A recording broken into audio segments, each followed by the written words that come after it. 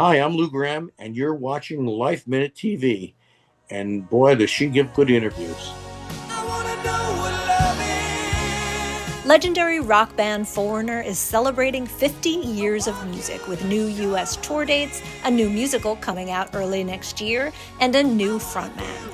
I sat down with original frontman Lou Gramm, whose unmistakable voice powered their biggest hits. I'm Joanne Butler, and this is a Life Minute with Lou Gramm. So you're going back out with Foreigner, the new Foreigner. Tell us about that. The new Foreigner's been actually playing as Foreigner for over 20 years now. They play the songs really well. It's a lot of fun playing those songs with them. It's the 50th anniversary this year of the Foreigner 4 album. In any other instance, Mick would be touring with them. I'm not sure you know, but he's not in good health. Yes. And he's unable to tour. So I volunteered to be the original member that goes out with them. And I'm singing about a half a dozen songs. We're having a lot of fun. And the guys play the songs greatly, and we've established some good friendships. Oh, that's great. What about Louis? How's Louis doing? He's doing terrific. You like his I voice? sing harmonies with him on a bunch of songs that he sings, and he's got a terrific voice and a great attitude. He was there long before I became re-involved, and he's a terrific singer. And he plays guitar, too, very well. Oh, that's great. And what songs are you going to be singing? Oh, I think I'm going to be singing Urgent, Luann, and Woman in Black, Jukebox Hero with Louis, and I think I Want to Know What Love Is with Louis, too. Do you have any favorites? That's like asking me which of my kids is my favorite, you know? Yeah. Lou, so you mentioned Mick. Are you two still in touch? Yes. Oh, I think it's beautiful that you stepped in and you're going to be there. It's wonderful. It's going to be so great. I'm sure a lot of people are really excited to see it. It's a lot of fun playing with this band. We get great response for it. You sure do. It's hard to believe 50 years, huh? Did you ever imagine that? No, because when Foreigner started, bands were only lasting maybe a decade, if that, and then they were gone. And I assumed that we would be like that too. And then also there's a new musical in the works. It's really interesting with Adam Pascal. Tell us a little bit about that. Well, I remember about 3 or 4 years ago going to Toronto to hear a group that wanted to bring a musical to Broadway, and they were pretty good, but the actual story itself needed some work, and that kind of fell through. So when I heard about a Broadway play again, I was wondering if it was the same people, but it's a completely different cast. It's a new director and producer, and I haven't heard them yet, but I hear that they're terrific, and I'm going to be hearing them when they open. Matter of fact, I'm going to be there to introduce them. That's fantastic. Did you always know you wanted to be a musician, Lou? I did, yes. You did? My mom and my dad were musicians. My dad had a big 12-piece band back in the mid 40s, a jazz band like Harry James or Tommy Dorsey. They were good, but some of the criticisms were that they needed a singer. So my dad auditioned a number of girls, and the girl that won ended up being my mother. Wow. Well, she wasn't my mother then, but she ended up being the singer in the band, and then her and my dad fell in love. Wow, that's amazing. What a story. Sounds like a movie, doesn't it? Yeah. Yes. How old were you when you realized you could sing? Probably around 6 or 7 years old. Wow, and did they know it too? My parents? Yeah. Not really. Really? Not right away. When did they figure it out? When they started hearing me singing along with the radio. Whatever was on the radio, I was singing. Oh, gotcha. Okay. No, I was only 8 or 9 years old. Okay. The other thing was I was a drummer too, and I got my first drum set when I was about 9 years old. And my dad would come down with his trumpet, and he would play some of the old big band songs that he played when he was younger, and I would play the drums along with him.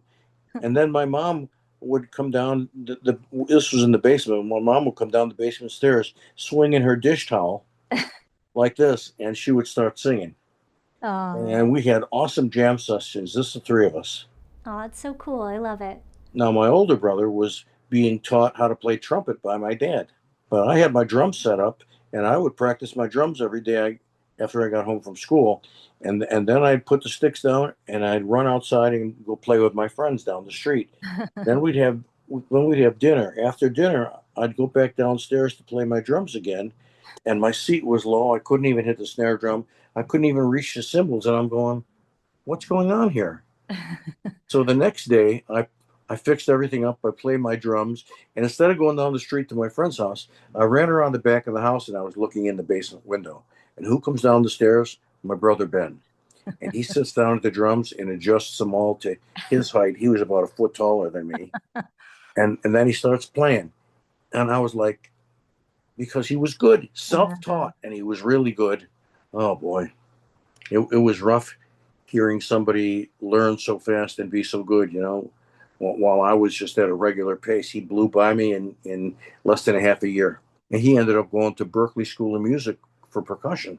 Now he's my drummer. Did your parents see you become famous? Yes, they did. Oh, they did? Oh, wonderful. I've got pictures backstage with them the first time we played the Rochester War Memorial. Rochester is where I live. So it was my mom and dad and myself in a really nice picture. Oh, that's beautiful. I love it. When did you say, you know what? I'll just let my brother do the drums. I'm just going to sing. When did that happen? Right away. Well, it was about that time that in my own band that we were looking for a lead singer, because I was singing everything and playing drums, and it was very difficult to do both of them well.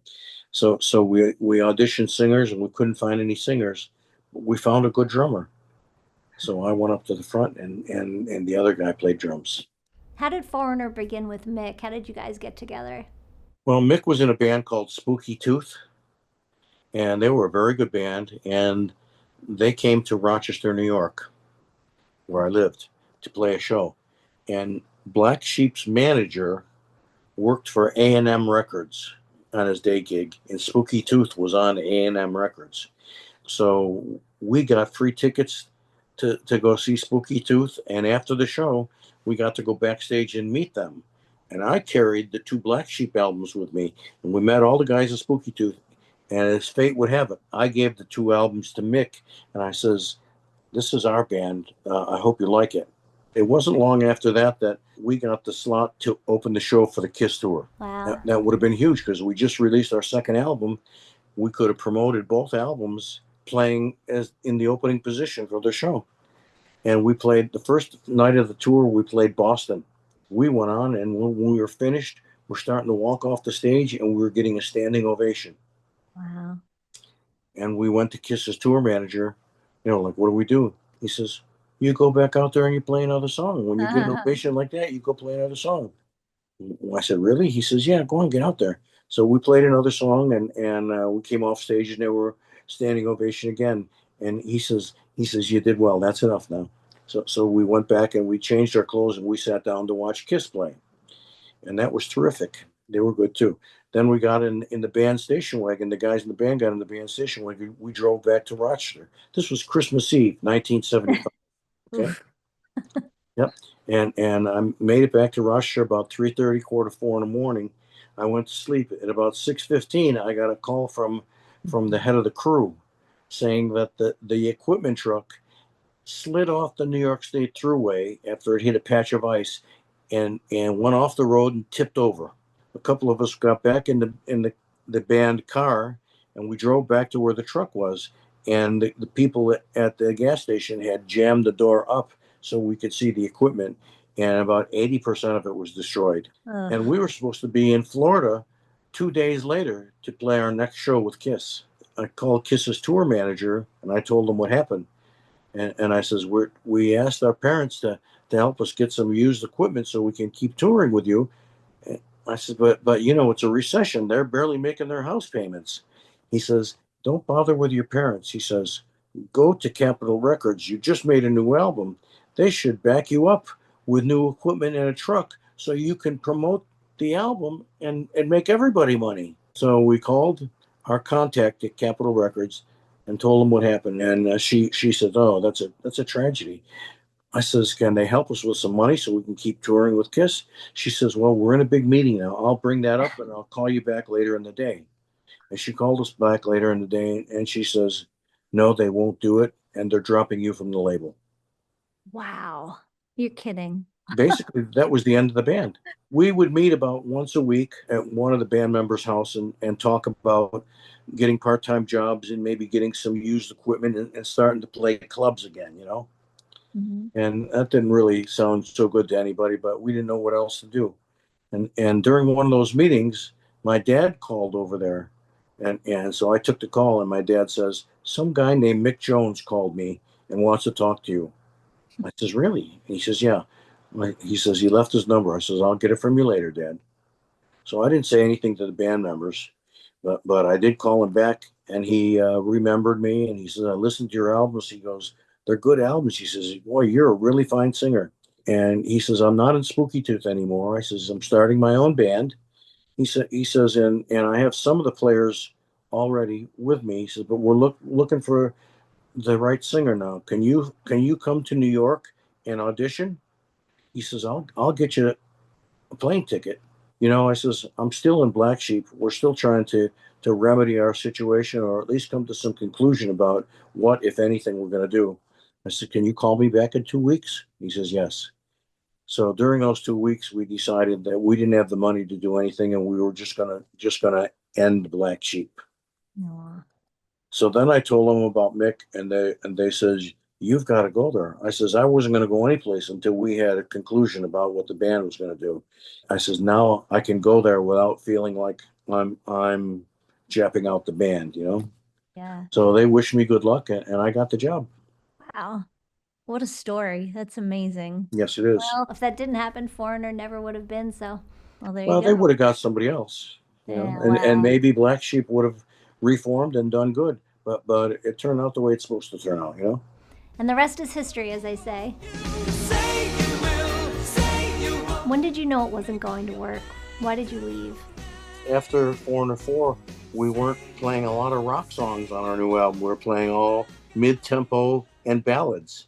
And Mick wasn't picking up his guitar very much. He was playing keyboards and stuff. And while they were good songs, they weren't rock songs. And we are a rock band.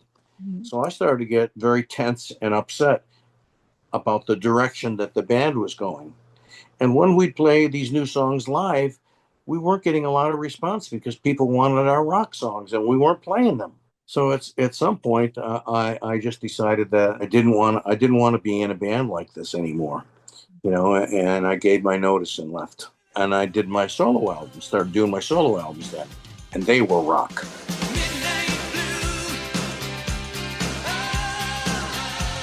After about four or 5 years, Mick called me on the phone and told me that he was getting ready to record a new album, and he'd like to play me some of the ideas. And they were all guitar rock ideas. So then he asked me to come back to the band, and I did.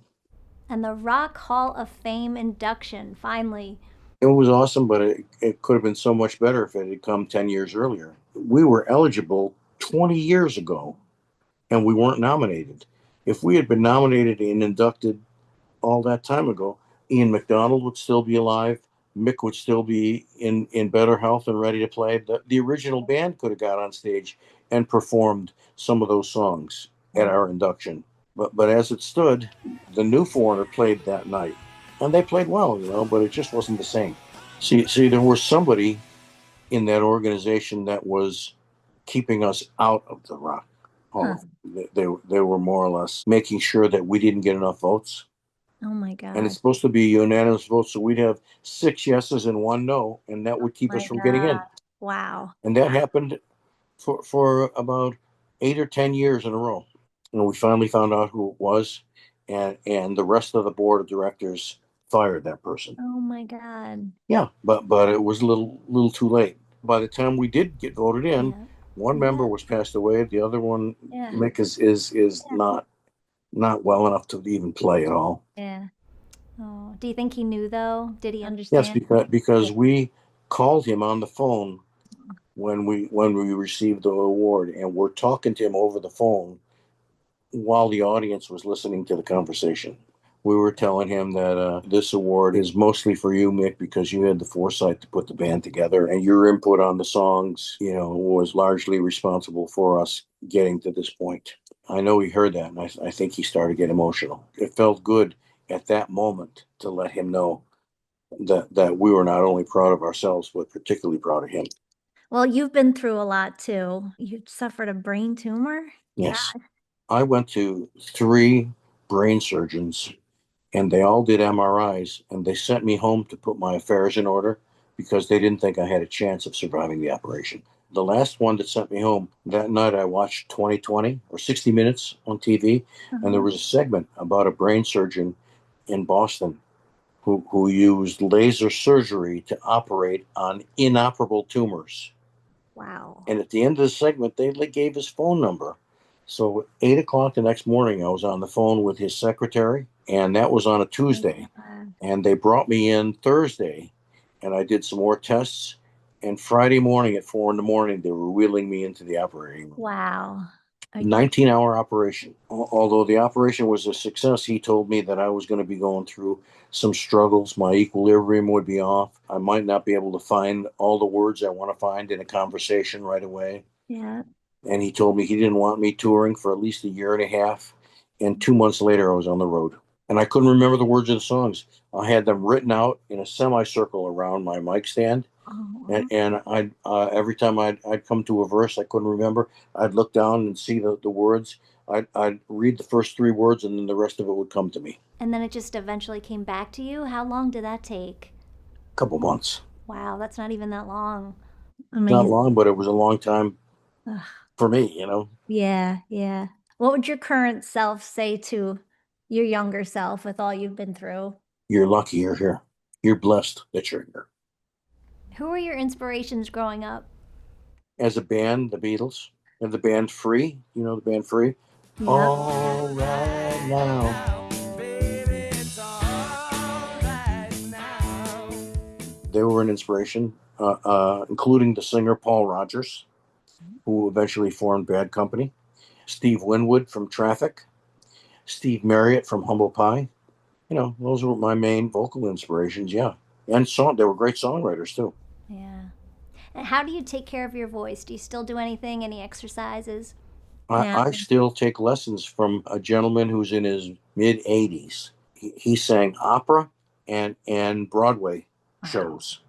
And even though he's in his mid-80s, he still can sing like a bird. And he shows me his technique that I pick up and use. So when I'm doing 2 or 3 shows in a row, I can get through the shows and still sing well. Well, you sure do. Your voice is still beautiful. You always know it's you when you're singing. You always know it's Lou Gramm's voice. You have that voice that like nobody else. Oh, that's nice. Thank you so much.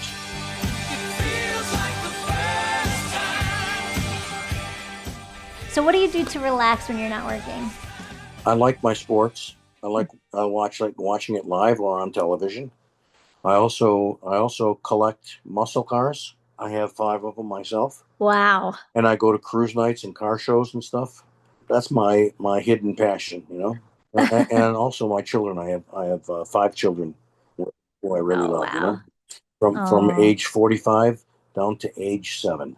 Are all your kids close by? Yes, they are. It's something that you stayed there in Rochester too. Yes, for that reason. That's cool. Certainly not the weather. Spring, summer, and fall are beautiful here. Yes. Winter is long and bitter. What sports teams do you root for? I root for the Mets.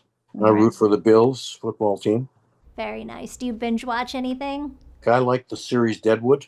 I missed a lot of it because I was on the road. So now I started the very first show and go through 2 years of it straight through.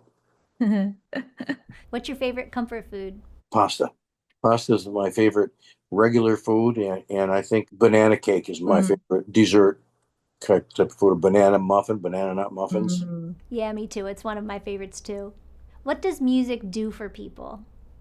It loosens them up so their emotions are not pent up. Their emotions get away from them and do what emotions are supposed to do. Make people loose enough to emote and let their feelings be unencumbered. Feelings aren't pent up when you hear good music. And you're still going to be touring with your own band too, right? Yes, it's the Lou Gramm All-Stars, and I have great people playing. I have my brother Ben playing drums, Scott Gilman playing sax and rhythm guitar. He was with Foreigner about 12 or 15 years ago. Jeff Jacobs was with Foreigner in the 80s and the 90s. Gary Hoey playing guitar, who's a great player. He's got his own albums out. He does very well for himself. He's a terrific player and loves playing our stuff. I think that's about it.